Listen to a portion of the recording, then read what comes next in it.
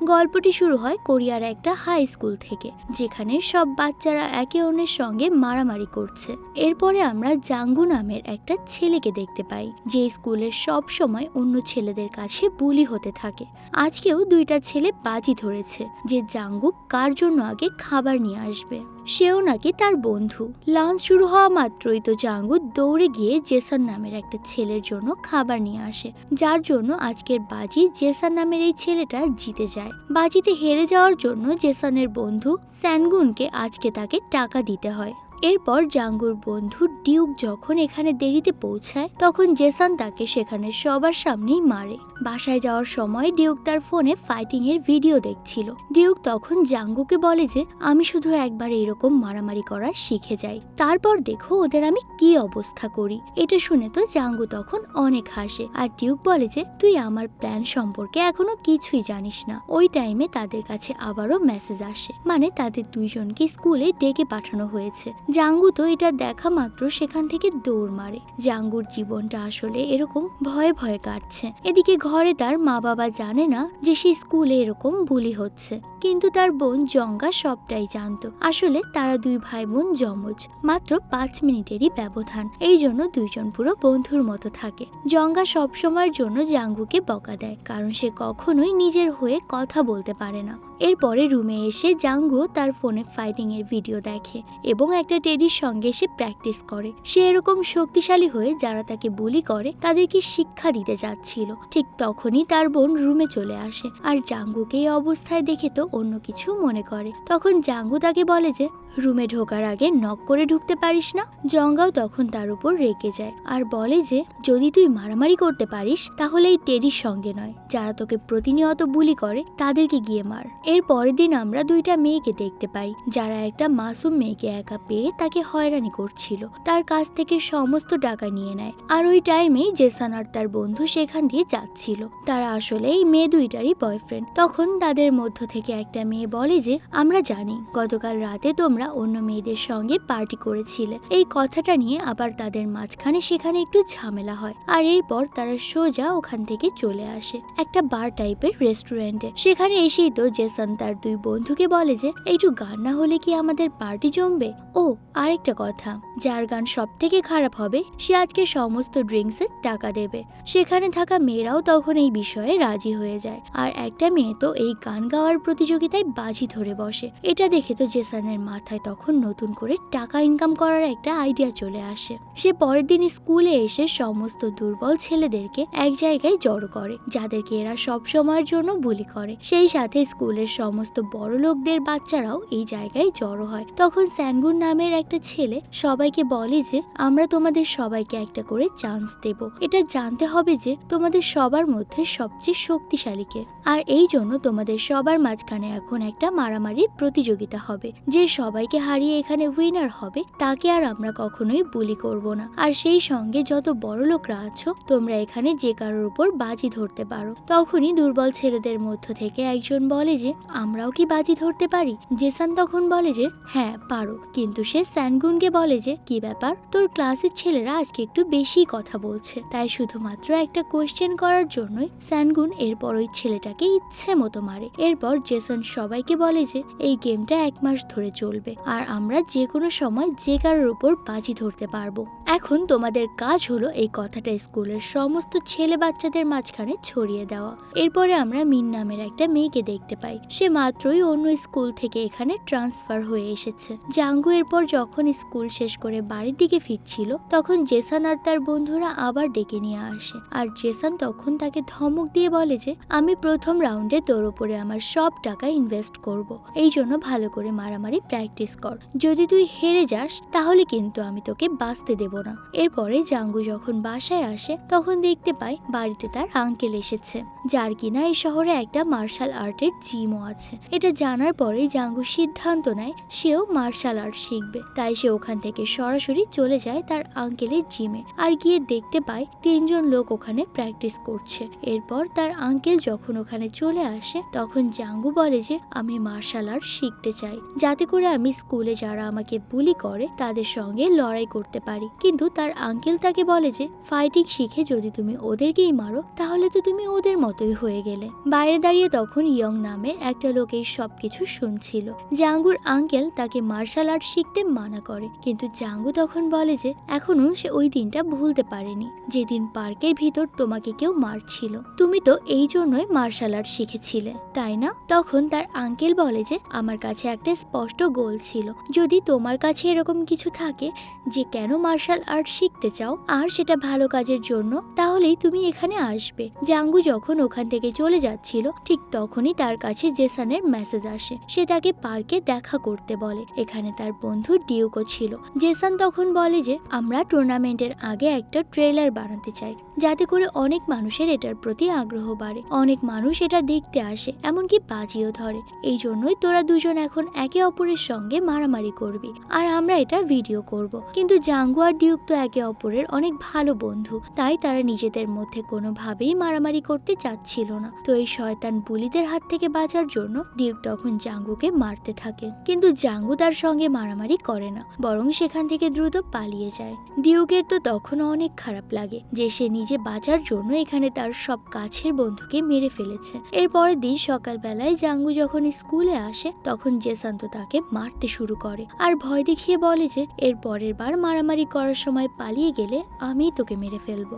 জাঙ্গু তো ওখান থেকে রেগে ক্লাসে চলে আসে। ডিউক তখন তার কাছে এসে সরি বলে, কিন্তু জাঙ্গু তো তার উপর রেগে নেই। এরপর ডিউক তাকে দেখায় যে তারা অলরেডি ঠিক করে ফেলেছে প্রথম রাউন্ডে কে কার সঙ্গে লড়বে। ওখান থেকে যাওয়ার সময় জাঙ্গু তখন মিনকে দেখে আর দেখেই তো তার প্রেমে পড়ে যায়। তখন ডিউক তাকে বলে যে এই মেয়েটাও ভয়ঙ্কর বুলির শিকার হয়ে অন্য স্কুল থেকে আমাদের স্কুলে এসেছে, কিন্তু এখানে আসার পরেও সেম বুলির শিকার হচ্ছে।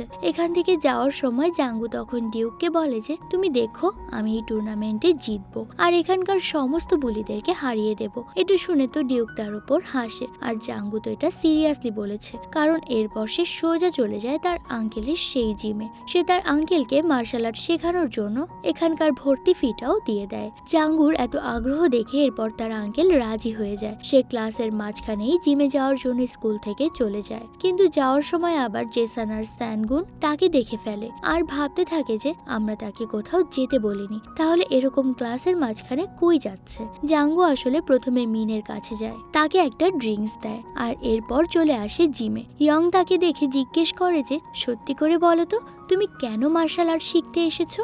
জাঙ্গু তখন তাকে আসল কারণটা বলে না। এরপরে তার আঙ্কেল তাকে ট্রেনিং দেওয়া শুরু করে, আর কিছুদিন পরেই তো জাঙ্গুর মাঝে বেশ কনফিডেন্ট চলে আসে। একদিন তো সেই স্কুলে এসে তার সব বন্ধুদেরকে বলে যে আমরা ওই 3জনের থেকে বেশি শক্তিশালী, তাই যদি আমরা সবাই মিলে তাদের উপর অ্যাটাক করি তাহলে ওরা আমাদের সঙ্গে পারবে না, আর এটা করলে কিন্তু আমাদের নিজেদের কাউকে মারা লাগবে না। কিন্তু এরপর যখন জেসন আর তার বন্ধুরা জাঙ্গুদের সামনে আসে তখন জাঙ্গু বাদে কেউই আর ভয়ের সামনে এগোয় না।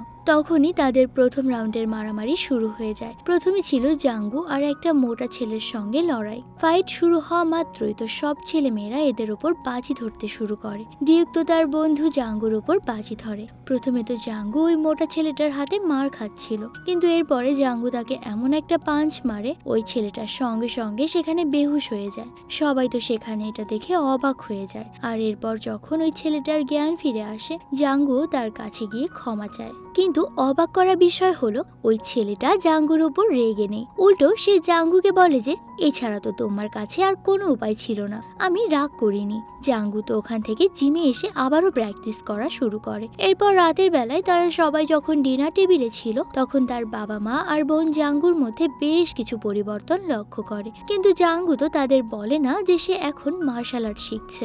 এরপর সে রুমে এসে যখন তার গায়ে হাত পায়ে প্র্যাকটিস করার কারণে আঘাতের চিহ্ন দেখছিল তখনই তার বোন রুমে চলে আসে আর এগুলো দেখে ভাবে যে ওই বুলি করা ছেলেরা বোধহয় জাঙ্গুকে এইভাবে মেরেছে। সে আবারও জাঙ্গুর উপর চিল্লায় এবং বলে যে তুমি ওদেরকে ফাইট ব্যাক কেন করো না, কিন্তু জাঙ্গু তখন তাকে রুম থেকে বের করে দেয়। এর পরের দিন দেখা যায় জাঙ্গুর ফ্রেন্ড ডিউকের লড়াই শুরু হয়ে যায় অন্য একটা ছেলের সঙ্গে, যেখানে ডিউক ওই ছেলেটার কাছে প্রথম থেকেই মার খাচ্ছিল।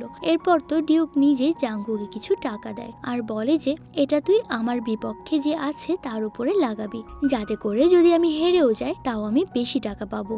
কিন্তু ফাইটের মাঝখানে মারতে মারতে হঠাৎ করে ডিউক ওই ছেলেটাকে বেহুশ করে ফেলে। তাই জেতার পরেও ডিউক অনেক বেশি দুঃখী ছিল, কারণ তার পুরো টাকাটাই বরবাদ হয়ে গেল। জাঙ্গু তখন তার টাকা ফেরত দিয়ে দেয় আর বলে যে আমি তোমাদের দুজনের ওপরই সমান টাকা বাজি ধরেছিলাম। ডিউক তো টাকাটা পেয়ে বেশ খুশি হয়ে যায়। এদিকে জাঙ্গু তো দিন দিন তার ট্রেনিং এ আরো বেশি পরিশ্রম করছিল। তার এত কঠোর পরিশ্রম দেখে ইয়ং আর তার আঙ্কেল একদিন জাঙ্গুকে বাইরে ডিনারে ট্রিট দেয়। ওদিকে তাদের সেই ফাইটিং টুর্নামেন্টও চলতেই আছে, কিন্তু জাঙ্গুর নজর তো এখন শুধুমাত্র নিজের ওপরে। সে কঠোর থেকে কঠোর পরিশ্রম করে নিজেকে আরো বেশি শক্তিশালী করছে। জেসানের কিন্তু এটা চোখে পড়ে, কারণ সে ভালো করেই বুঝতে পারছিল জাঙ্গু আগের থেকে শক্তিশালী হয়ে গিয়েছে। এরপরে রাতের বেলায় তারা সবাই মিলে যখন ডিনারে যায় তখন ইয়াং জাঙ্গুকে বলে যে আমি জানি তুমি বুলিদেরকে মারার জন্যই মার্শাল আর্ট শিখছো, তাই না? জাঙ্গু তখন বলে হ্যাঁ, তুমি ঠিকই ধরেছো। আর এরপর ইয়াংকে জিজ্ঞেস করে যে তুমি কেন ট্রেনিং নিচ্ছ। সে বলে যে আমি নিজে একটা সেন্টার খুলবো, যেখানে আমি সমস্ত দুর্বল বাচ্চাদেরকে ফাইটিং শেখাবো। আমি তাদেরকে প্রফেশনাল কেউ বানাতে চাই না, কিন্তু তারা যেন নিজেদের প্রোটেক্ট করতে পারে। এটা বলতে বলতে ইয়াং এর চোখে তখন পানি চলে আসে। আসলে তারও একটা খারাপ অতীত আছে, যার কারণে সে এখনো কষ্ট পায়। এরপরে আমরা দেখতে পাই রাস্তা দিয়ে যাওয়ার সময় জাঙ্গুর বোন তো তাদের সবাইকে একসঙ্গে দেখে ফেলে আর ভাবে যে এইসব লোকেরা বোধহয় জাঙ্গুকে পেরেশান করছে। তাই সে ওখানে এসেই তো তাদের সবাইকে আগে ড্রিঙ্কস করা থেকে আটকায়। এরপর সে ইয়াংকে বলে যে আঙ্কেল, আপনার লজ্জা করে না? আমার ভাই তো একটা হাই স্কুলে পড়া ছেলে, আপনি তাকে জোর করে এইভাবে ড্রিঙ্কস করাচ্ছেন। জাঙ্গু তখন তাকে আটকানোর অনেক চেষ্টা করে, কিন্তু তার বোন তো তার উপর অনেক বেশি রেগে আছে। সে তখন জাঙ্গুর ওপর চিল্লাতে থাকে। তবে ঠিক তখনই সে ওখানে তার আঙ্কেলকে দেখতে পায়। এইবার তো সব কিছু বুঝতে পারে যে এখানে আসলে কি চলছে। এরপর তো সেও তাদের সঙ্গে বসে যায় খেতে। তখন ইয়াং জাঙ্গুকে বলে যে তোমার বোন তো তোমার থেকে একদমই আলাদা। আমার মনে হয় তোমাদের দুজনের জেন্ডার চেঞ্জ হয়ে গিয়েছে। এখান থেকেই তো জাঙ্গুর বোন সবটা জেনে যায় যে জাঙ্গু মার্শাল আর্ট ট্রেনিং নিচ্ছে। এর পরের দিন সকালবেলায় স্কুলে গেলে জেসান আবারও জাঙ্গুকে ডাকে, কারণ আজকে তার ফাইটিং এর দিন ছিল। আর জাঙ্গু তো তার অপোনেন্টকে একদম সহজেই হারিয়ে দেয়। এটা দেখেই তো জেসান জিজ্ঞেস করে যে সত্যি করে বলতো, তুই কি কোথাও ফাইটিং এর ট্রেনিং নিচ্ছিস? জাঙ্গু তখন বলে যে না তো। এটা বলে সে দ্রুত ওখান থেকে চলে যায়। এখানে তো জাঙ্গুর সব বন্ধুরা তার উপর বাজি ধরে বেশ টাকা ইনকাম করছিল, কারণ জাঙ্গু প্রত্যেকটা ফাইটেই জিতে যাচ্ছিল। এরপর ফাইটিং শেষ করে জাঙ্গু যখন ক্লাসে যায় তখন তার সঙ্গে মিনের দেখা হয়ে যায়। মিন দেখতে পায় যে ফাইটিং এর জন্য জাঙ্গুর কপাল থেকে রক্ত পড়ছিল। এরপর মিন জাঙ্গুকে নিজের রুমালটা দিয়ে বলে যে কপালটা মুছে নাও। রুমাল পেয়ে তো জাঙ্গু কেমন যেন আকাশে চাঁদ হাতে পেয়ে গিয়েছে।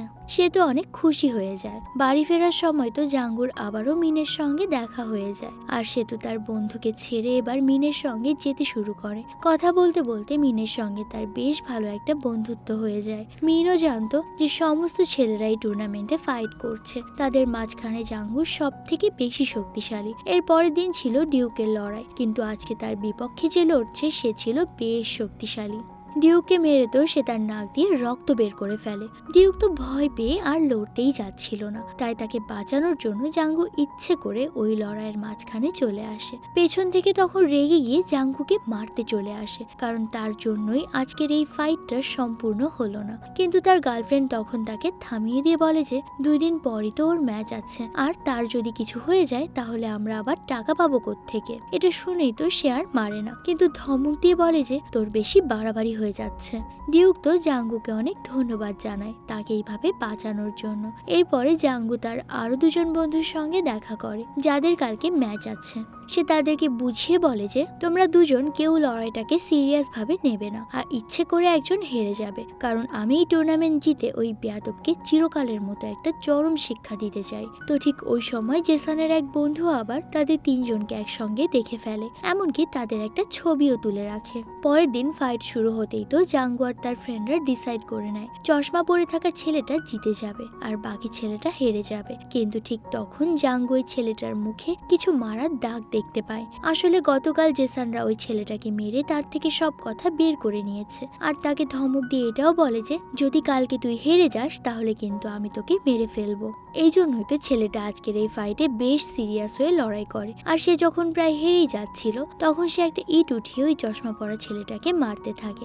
এটা দেখেই তো সেখানে সবাই অনেক ভয় পেয়ে যায়, কারণ তারা তো কেউ এটা এক্সপেক্ট করেনি। তাই দ্রুত সবাই ওই জায়গা থেকে নিজেদের সেভ করার জন্য চলে যায়। এরপরে তো টিচার এসে ওই চশমা পরা ছেলেটার কিছু ফ্রেন্ডদের এখানে ডেকে নেয়, জিজ্ঞেস করে যে তোমাদের ভেতর কি হয়েছিল, সত্যি করে বলো। তো তারা এখানে কিছুই স্বীকার করে না আর বলে যে স্যার আমরা কিছু জানি না। এদিকে জেসান সহ তার সব ফ্রেন্ডরা তো বেশ টেনশন করছিল যে এইবার না তারা ফেসে যায়। এরপরেই দেখা যায় এই চশমা পরা ছেলেটার বাসায় একটা লোক গিয়ে তার বাবা মাকে বোঝায় যে আপনারা কমপ্লেন করবেন না, একটা কাজ করেন ছেলেটাকে স্কুল চেঞ্জ করে দেন, শুধু শুধু ঝামেলা করে তো আর কোনো লাভ নেই। এরপরে তো তার বাবা মাও এই কথা মেনে নেয়। এদিকে জাঙ্গু তো ওই ঘটনায় অনেক বেশি শকড হয়ে যায়, তাই সে জিমে আসাই বন্ধ করে দিয়েছে। সে ওই বুলিদের কথা মতো আবারও কাজ করতে শুরু করে, আর এই জন্যই তো মিনও এখন তার উপর রেগে যায়। ঠিক তখনই ডিউক এসে তাকে বলে যে তুমি কি জানো আমাদের বন্ধুকে অন্য একটা স্কুলে শিফট করা হচ্ছে। কিন্তু জাঙ্গু তো এখানে কিছুই করতে পারছে না।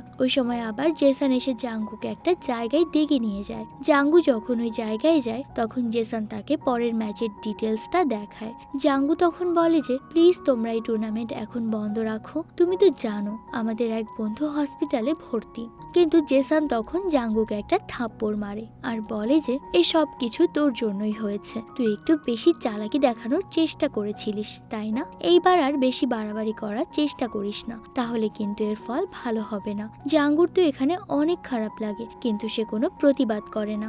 এরপরে জাঙ্গুর আঙ্কেল তার সঙ্গে দেখা করতে আসে আর বলে যে তুমি কি ভুলে গিয়েছো তুমি কি জন্য মার্শাল আর্ট শিখতে এসেছিলে। এদিকে জাঙ্গুর জায়গায় তো এখন তার বোন গিয়ে নিজেই মার্শাল আর্ট শিখতে শুরু করে। তখন সে জানতে পারে যে জাঙ্গু অনেকদিন ধরেই জিমে আসছে না, তাই এরপর ইয়ং আর সে চলে যায় জাঙ্গুর সঙ্গে কথা বলতে।